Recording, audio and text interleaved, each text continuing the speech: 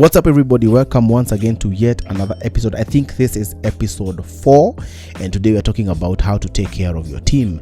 Your team is extremely important for your business. Why? Assuming you're doing a wedding gig, how can you do a wedding gig alone and you're offering both photography and videography? If you're doing a commercial, you need a creative director, cinematographer, you need a DOP, you need a gaffer, you need a gripper. How are you able to do all that alone? You need a team. But then for your team to be fruitful, they need motivation, they need to be taken care of. How do you take care of your team? And in one of my experiences, I have had a place where I really did not treat my team very, very well, and they were not very, very motivated. It was my fault, and that's the story I'm telling you today. So welcome and enjoy.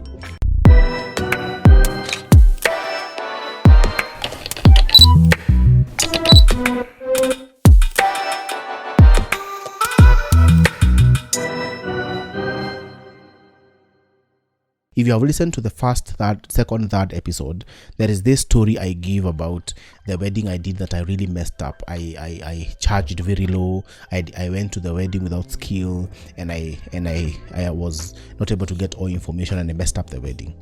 So after that wedding, I really did not do any other wedding. So what I did is that I got an opportunity to go and work with one of the great photographers in Kenya. Her name is Tandiwe Muriu, and I went to work in her studio, and I really got to see how weddings are done and how business is done. And she was doing some high-end weddings, which she does even now, and it was really fascinating that a photographer would make this good money. So I thought that the few months I stayed there that I have learned, and I did not wait, and that will bring next, it will be I think episode 6, where we talk about patience. And I was not patient enough to go through the process and understand the full scope of a wedding business. And when I saw that I had learned how to take good pictures, I just left the studio and I went to rebranded myself from Jonathan James Photography to the J Creative Studio, which is even now. And when I did that, Tandiwe Muriu was gracious enough to tell me, Jonathan, if you want to use any pictures that you have taken in one of our weddings using your camera as part of your portfolio, you can go ahead and do that. And so immediately I used that content taken in her weddings using my camera and posted it on social media and so many other places. And I got 3 weddings. One of the weddings I got was in Kisumu. So we were 4 of us. So 2 of us were photographers, the 2 of the others were videographers. So what we did is that we took George's vehicle and we drove all the way to Kisumu. Of course, it was an amazing journey because we did so many stops, taking a lot of pictures on the road, the landscapes, the escarpments, and all those kind of stuff. But we did not know what was awaiting us in Kisumu at night, because it was extremely devastating. So these people thought that I have booked the wedding and that I have I have already done the arrangements on where they are going to sleep and how they are going to eat and how they are going to travel and all those stuff. So the client had promised me that all accommodation stuff are all sorted out.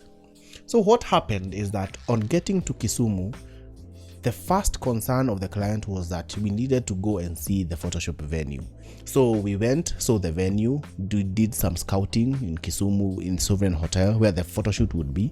Then we went to sleep. But where we went to sleep is where now I am really talking about today, because I need to take care of my team, of your team rather. So what I did is that when we went to the place you're supposed to sleep, it was where the groomsmen and the groom were supposed to sleep. But it's not only the groom and the groomsmen that were in that place. There were even the relatives, the friends, families, they were all there. And so what happened is that when it came to sleeping, the priority was given to family and friends and the people who are the groomsmen. Those were given priority to sleep. So us who are photographers, we were nowhere considered. So what happened is that the whole place in the sitting room was full. So there were only 2 spots for the photographers to sleep. So it's either I and Dan would sleep, and Nixon and George would sit down on chairs so that they can be able to look after the equipment where they were charging, because we had used up the batteries using our travel. Then after like 4 hours, after like another 2 hours, we would wake up, sit down on the chairs. Then George and Nixon would sit down and sleep. We sleep for another several hours, and we did not sleep that whole night. In fact, when you tell a person to sleep for 2 hours, it's like tell them not to sleep, because how do you sleep for 2 hours? So at the end of the day, we slept each around 4 hours, and it was so congested. It was not comfortable at all. And our guys, the following morning, the guys were so tired. Even before the day started, they were so tired because they had to wake up early in the morning, start preparing at around 5 a.m., go to the bathroom, and you have to give priority to the people who are friends and family. And it was just chaotic sleeping in that house. So we go. It was an amazing wedding. We shoot the wedding the whole day. We enjoy ourselves, and it was amazing. But then, since African weddings don't keep time, the wedding was ending at around 7:30 p.m. So at that time, the Kisumu-Nairobi road was very famous on accidents. There was an accident happening almost every month or every week. And so we were very scared of driving at night. So since the arrangement was that we are going to, the groom was going to sort as accommodation if we decided to sleep, I just went to the groom. I told the groom, by the way, this is 7. If we leave now, we are going to get to Nairobi at around 2 a.m. So we are not willing to risk, and we are all tired. We have been doing work the whole day. So what we did is that he gave us to one of his friends to sort out accommodation. What we did not know is that the reason he did that is because they did not even have a plan. They did not have any plan from the beginning about us on Saturday night. And so this guy was very cunning and cheeky. In fact, he was very mischievous. So he took us to one of the good hotels. And when we went there, he left us outside the hotel, entered the hotel, then comes out after 5 minutes and tells us that the hotel is full, so we cannot have accommodation inside. It was so foolish of me that I did not go inside with him to confirm, and I was putting trust on a person I have never even met that he will go get the room and so on and so forth. So what he did, he came, entered the vehicle, and we went to another place. And as we were driving, I noticed we started going into some of the slum-like places in Kisumu. But then we thought this guy will just take us to another nice hotel, maybe the other side of the slum, and we'll be comfortable. And what really happened is that he took us to these small rooms, single rooms, that were somewhere in the middle of like a small slum. And he told us now all the hotels in town are booked. First of all, we do not know our way around Kisumu at all. So even if he told us anything, we do not know. And he said this is what that has been paid for. Now, to where I went wrong is that I did not push on to try tell him, no, we cannot sleep here. We need to look for a new hotel and we pay for ourselves. No. Since we were so tired and we did not even have enough money that time, what we did is that we just slept in those rooms. Now there's where it went wrong. So the guy decided, Jonathan, since you are our boss, you are going to sleep in your own room. Then one other person takes one room and other 2 people take one room. Remember, we were 4 of us. So 2 of us took each a room and 2 slept together. So we enter into the room, we just have a chat, and then we split into the rooms. And when we enter the room, something surprising happened. When I switched off the lights to sleep, I just had some bites on my body. It was so bad that I remember I was in a public university.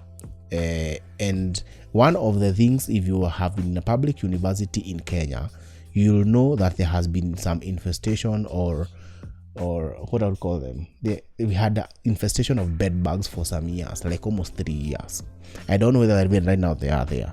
So I know the exact bite of a bed bug and how it bites and the pattern by which it bites. So when I sleep, I feel that that bite is very familiar. So I put on the lights. On putting on the lights, I find an ocean of bed bugs on my bed, and they are so huge, so hungry, and they just scatter. Zinaachana tu na zinarudi kwa kitanda. So I could not sleep. So what I did, I took my trench coat, put it on the floor, took my camera bag, put it as a pillow, and that's where I slept for the whole night. What I was trying to imagine is, we are all tired. We have shot almost a wedding for 12 hours. So we are so tired that we just need to sleep. We just need to sleep. And now my friends who are so tired are going through the same predicament, all because I did not make the right decision of standing up and saying, no, we are not sleeping in this hotel. Or rather, we are going to pay better hotels than this. And by the time we were waking up in the morning, because we were to wake up very early in the morning to go take time lapses of Lake Victoria, they were all having eye bags. They were not sleeping. They did not sleep well. They were eaten by bed bugs. And I felt so guilty that I could not take care of these people. In fact, they did not even eat well in the wedding, because I think they were not given food in the wedding, because you see, there are people who think service providers are slaves, so they don't give them even food. So they ate very little food, and it was in a very far away land. It was so bad. I did not hustle lunch for them, and now they are sleeping in a place they have bed bugs. On Friday night, they did not sleep well. They slept for 4 hours because they were sleeping in shift, and now they are sleeping in a hotel with bed bugs. And the following day, they have to wake up in the morning, go take pictures, and then travel all the way to Nairobi. And I remember George, one of the team members, said, Jonathan, you could have told us that you don't have money to pay a good hotel. We could have paid for ourselves. It's only 3,000. And I felt so bad about it. And I really learned a lesson. I really learned that the most precious thing in your business is your team. And you should take care of those people as much as you can.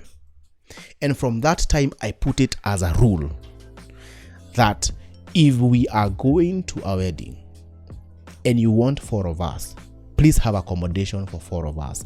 And it's not accommodation that you choose, it's we choose for ourselves. Like, for example, if we go back to a wedding in Kisumu, we are the one to choose the hotel to sleep in, we are the one to choose what to eat, and we are the one to choose how we are going to get there, not the bride and the groom. Why? Because the bride and the groom will never think about you, but you have to think about your team, the rest of the photographers, not only about your team but even yourself.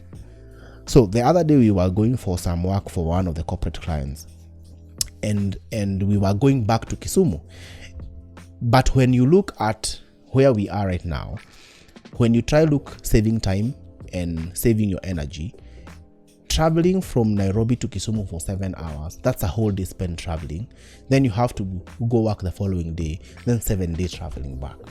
That's a lot of work. So what we did with my friend or with my colleague is that we decided the client, we must pay flights. So the client paid flight from here to Kisumu, and we left Nairobi at 6:20 a.m., go to Kisumu at 7:20 a.m., started working at 9. By 3 p.m. we were done, went to the lake to eat fish, and by 6:20 we were in the airport. By 7:20 we were in Nairobi. Now, that model of working was way better than the previous one. One, because we used 1 day to work. We went to Kisumu, did a documentary, and then came back in the evening.